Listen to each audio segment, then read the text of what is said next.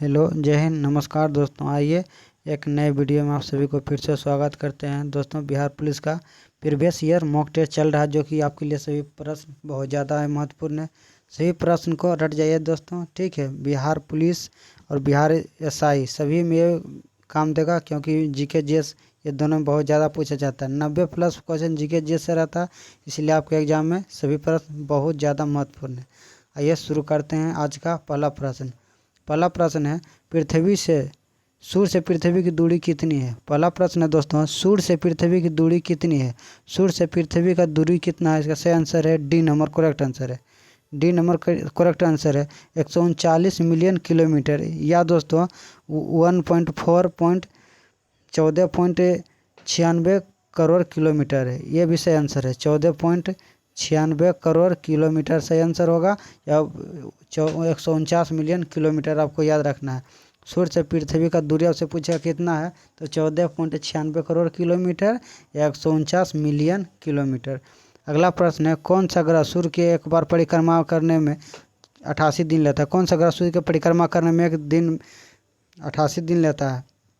कौन सा ग्रह सूर्य की परिक्रमा एक बार पूरा करने में 88 दिन लेता है। कौन सा ग्रह दोस्तों जो कि सूर्य की एक बार परिक्रमा करता है 88 दिन समय लेता है।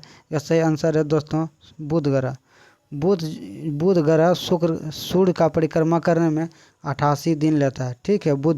बुध और शुक्र का कोई उपग्रह नहीं है, आपको एक प्रश्न भी याद रखना है। अगला प्रश्न है, भारत का परमाणिक देशांतर कितना है।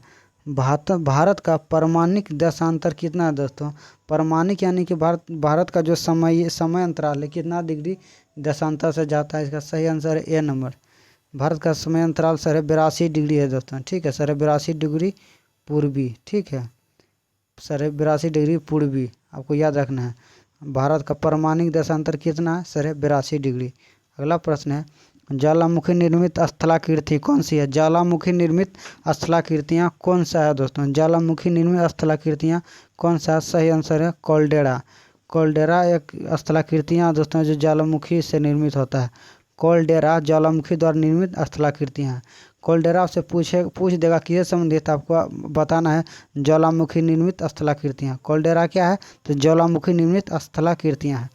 अगला प्रश्न है, कौन सी नदी समुद्र में मिलने से पहले एक विस्तृत मरुस्थल से होकर गुजरती है। बहुत महत्वपूर्ण प्रश्न है कि कौन सी नदी समुद्र में मिलने से पहले एक विस्तृत मरुस्थल से होकर गुजरती है। सही आंसर है डी नंबर कोलोराडो नदी। कोलोराडो नदी ऐसा नदी है कि समुद्र में मिलने से पहले एक विस्तृत मरुस्थल से होकर गुजरती है, ठीक है, आपको याद रखना। अगला प्रश्न है, कौन सी चट्टान स्लेट से परिवर्तित होता है। कौन सा चट्टान स्लेट का परिवर्तित रूप है। कौन सा चट्टान स्लेट का परिवर्तित रूप है, तो आंसर है डी नंबर सेल। स्लेट का परिवर्तित रूप क्या है दोस्तों, सेल। स्लेट का परिवर्तित रूप क्या है, सेल। अगला प्रश्न देखते हैं, झारखंड राज्य बिहार के कितने जिले शामिल थे। झारखंड राज्य में बिहार के कितने जिले शामिल थे। जब दोस्तों झारखंड अलग हुआ तो कितने जिले लेकर झारखंड अलग हुआ, ये इस तरह से भी आप बोल सकते हैं। तो झारखंड 18 जिले लेकर, ठीक है। झारखंड राज्य में बिहार के कितने जिले शामिल थे, तो 18, यानी कि आप ये भी बोल सकते हैं 18 जिले लेकर झारखंड बिहार से अलग हुआ 2000 में, ठीक है। अगला प्रश्न है, झारखंड में सर्वाधिक संख्या वाली जनजाति कौन सा है। और कौन सा जनजाति है दोस्तों जो कि झारखंड में सर्वाधिक पाया जाता है। झारखंड में सर्वाधिक संख्या वाली जनजाति कौन सा है, सही आंसर है दोस्तों डी नंबर संथाल। संथाल आदिवासी की सबसे अधिक संख्या किस राज्य में है, तो झारखंड में, ठीक है। अगला प्रश्न है, बिहार में गंगा की दक्षिणतम सहायक नदियाँ कौन सी है। बिहार में दक्षिणतम सहायक नदियाँ कौन सी है दोस्तों।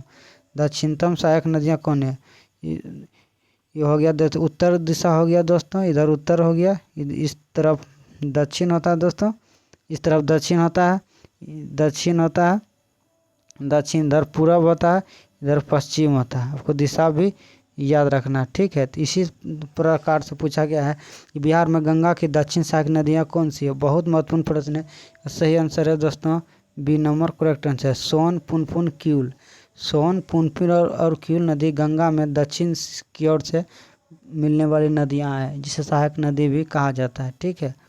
अगला प्रश्न है, झारखंड में बॉक्साइट किन जिलों में मिलता है। झारखंड में बॉक्साइट किस जिला में पाया जाता है। सही आंसर है रांची और पलामू में। ये नंबर करेक्ट आंसर है। झारखंड में बॉक्साइड रांची और पलामू में पाया जाता है। झारखंड में बॉक्साइड रांची और पलामू जिले में पाया जाता है। झारखंड में बॉक्साइड किन किन जिलों में पाया जाता है? तो रांची और पलामू में। झारखंड में बॉक्साइड किन जिलों में पाया जाता है? सही आंसर है रांची और पलामू में। ठीक है, अगला प्रश्न देखते हैं। झारखंड में सीमेंट उद्योग कहाँ अवस्थित है? झारखंड में सीमेंट उद्योग कहाँ अवस्थित है? झारखंड में सीमेंट उद्योग कहाँ अवस्थित है? सही आंसर है सिंदरी। झारखंड में सीमेंट उद्योग कहाँ स्थित है? सही आंसर है सिंदरी में। अगला प्रश्न देखते हैं। सभी प्रश्न आपके लिए बहुत ज़्यादा महत्वपूर्ण, इसीलिए सभी प्रश्न को आपको पूरा रट जाना है। अगला प्रश्न है, भारत में 10वीं पंचवर्षीय योजना की अवधि क्या था? 10वीं पंचवर्षीय योजना की अवधि भारत में क्या था दोस्तों? 10वीं पंचवर्षीय योजना का अवधि क्या था? सही आंसर है बी नंबर करेक्ट आंसर 2002 से 2007। 2002 से 2007 भारत में प्रथम पंचवर्षीय योजना कब शुरू हुआ? 1951 में हुआ दोस्तों। ठीक है, 1951 में। ठीक है, आपको याद रखना है 1951-52 में प्रथम पंचवर्षीय योजना शुरू हुआ। अगला प्रश्न है, अटल बिहारी वाजपेयी का जन्म स्थल कहाँ स्थित है? अटल बिहारी वाजपेयी का जन्म स्थल कहाँ स्थित है? सही आंसर है दोस्तों मध्य प्रदेश। मध्य प्रदेश। अटल बिहारी वाजपेयी का जन्म स्थल कहाँ स्थित है? सही आंसर है मध्य प्रदेश में। ठीक है, मध्य प्रदेश में अटल बिहारी वाजपेयी का जन्म स्थल है। ठीक है, अगला प्रश्न है, फील्ड मार्शल की पदवी पाने वाले प्रथम भारतीय कौन थे? प्रथम भारतीय कौन थे जिसे फील्ड मार्शल की पदवी प्रदान किया गया? सही आंसर है सी नंबर करेक्ट आंसर है मानेक शाह। मानेक शाह प्रथम व्यक्ति थे जिसे फील्ड मार्शल का पदवी दिया गया। फील्ड मार्शल का पदवी पाने वाले प्रथम भारतीय कौन थे? तो मानेक शाह।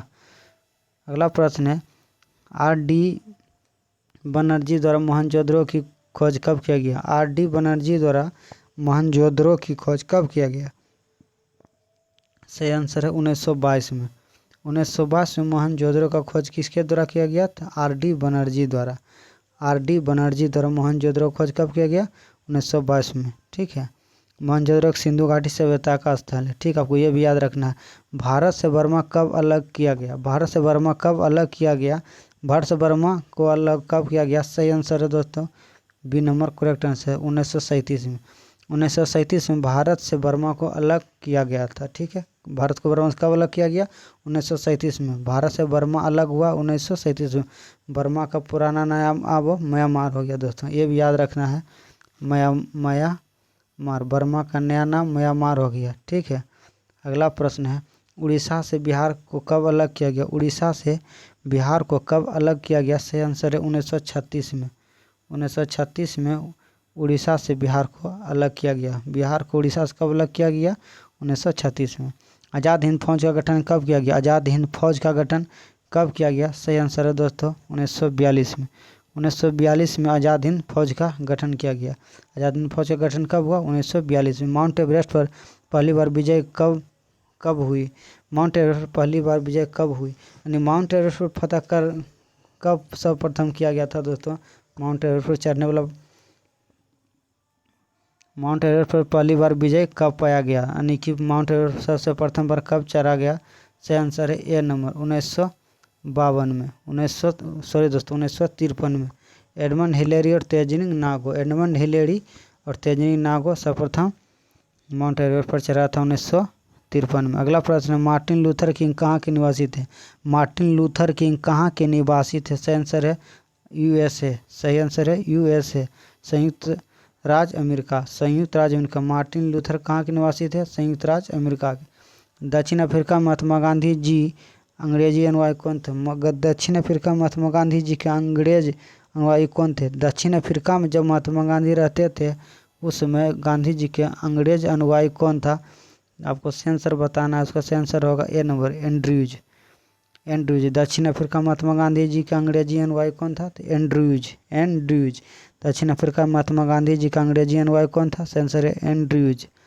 अगला प्रश्न देखते हैं। अगला प्रश्न है, जालियांवाला बाग हत्याकांड के समय वायसराय कौन थे? जालियांवाला बाग हत्याकांड के समय वायसराय कौन था? जालियांवाला बाग हत्याकांड के समय वायसराय कौन था? सही आंसर है Chelmsford, Lord Chelmsford. Jallianwala Bagh कब हुआ था? 13 अप्रैल 1919 को। 13 अप्रैल को हुआ था दोस्तों, 13 अप्रैल 1919 को जालियांवाला बाग हत्याकांड हुआ 13 अप्रैल 1919 को। 13 अप्रैल 1919 को जलियांवाला बाग हत्याकांड हुआ। ठीक है, 13 अप्रैल 1919 को। अगला प्रश्न है, अकबरनामा किसने लिखी है? अकबरनामा किसने लिखी है? अकबरनामा किसने लिखा? सही आंसर है अबुल फजल। अबुल फजल द्वारा अकबरनामा लिखा गया। ठीक है, अगला प्रश्न है, भारतीय राजनीतिक में महात्मा गांधी का भारतीय राजनीतिक में